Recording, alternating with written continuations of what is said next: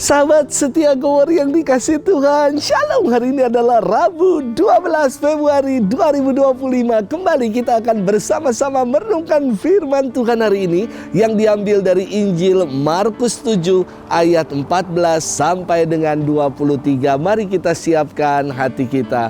Haleluya, haleluya, haleluya.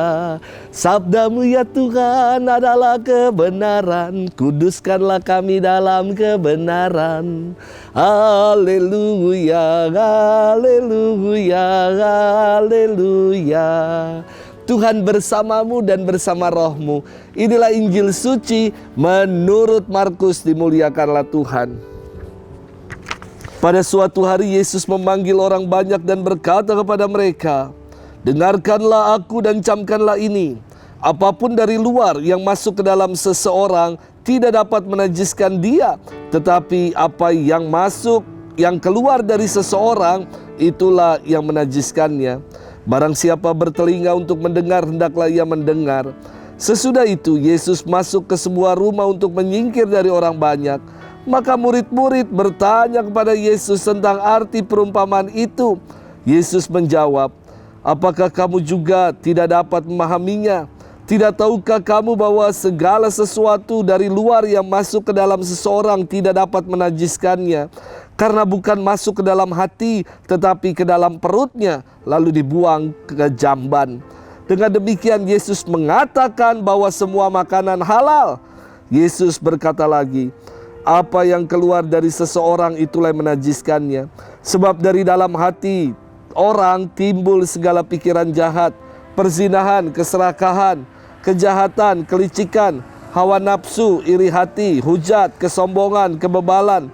Semua hal-hal jahat ini timbul dari dalam dan menajiskan orang." Demikianlah sabda Tuhan. Terpujilah Kristus. Sahabat setia Gower yang dikasih Tuhan, Shalom. Aduh, gerimis tiba-tiba. Suatu kali ya, sehabis makan mie ayam bersama dengan umat, saya menyatakan bahwa mie ini Hauze Jinping, enak sekali. Pasti karena pakai minyak babi, jadi wangi dan gurih. Lalu umat ini ya, ketika dia bayar mie itu, ia sambil bertanya sama yang jual, "Kok mie-nya pakai minyak babi ya?" Dia bilang gitu. Lalu si engkau menunjuk satu logo dan mengatakan, "Halal kok, nggak pakai babi." Namun umat ini kembali mendesak dengan berkata, "Tapi campur kan ya, pakai minyak kan, pakai minyak babi ya kan." Kerasa kok umat ini bilang begitu. Sampai yang jual ini malas ngeladenin dan diam saja. Rese banget ini orang, iseng sekali. Sahabat setia Gower yang dikasihi Tuhan, firman Tuhan hari ini melanjutkan firman Tuhan kemarin. Yesus memperbaharui tradisi orang-orang Yahudi yang kala itu hanya sibuk dengan klaim haram dan halal, najis atau kosher. Bagi Yesus semua makanan adalah kosher, bisa disejajarkan dengan sebutan halal. Karena makanan tidak menajiskan orang, sebab tidak masuk ke dalam hati tetapi ke dalam perut dan dibuang ke dalam jamban, kata Yesus. Bagi Yesus, yang menajiskan adalah apa yang keluar dari dalam diri orang, itulah yang menajiskannya. Yaitu hati yang jahat, dengki, dendam, iri hati, perzinahan, keserakahan, kelicikan, hujat, kesombongan, kebebalan, dan lain-lain. Itulah yang membuat diri orang menjadi cemar, kotor, dan najis. Jadi bukan karena makan apa orang menjadi najis, namun karena dari sikap hidup, dari apa yang dikatakan, dipikirkan, dari apa yang dibuat, itulah yang menentukan kualitas hidup orang sebagai pribadi yang benar atau pribadi yang tercemar. Sahabat setia Gower yang dikasihi Tuhan, ajaran Yesus ini sangat dalam. Yesus mengajarkan agar kita sadar, eling, dan tidak mabuk agama.